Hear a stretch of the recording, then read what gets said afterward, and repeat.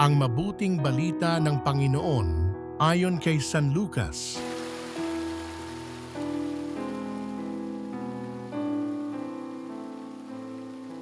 Noong panahong iyon, samantalang dumaragsa ang mga tao, sinabi ni Jesus, "Napakasama ng lahing ito." Naghahanap sila ng palatandaan mula sa langit, subalit walang ipapakita sa kanila maliban sa palatandaang inilalarawan ng nangyari kay Jonas. Kung paanong naging isang palatandaan si Jonas sa mga taga-Ninive, gayon din naman magiging isang palatandaan sa lahing ito ang Anak ng Tao.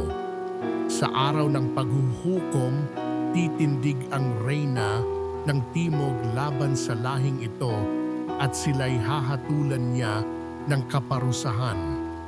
Sapagkat nanggaling siya sa dululo ng daigdig upang pakinggan ang karunungan ni Solomon, ngunit higit na di hamak kay Solomon ang naririto.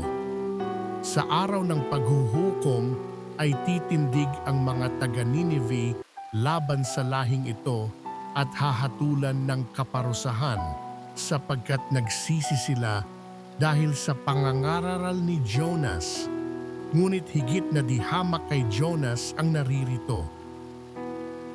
Ang mabuting balita ng Panginoon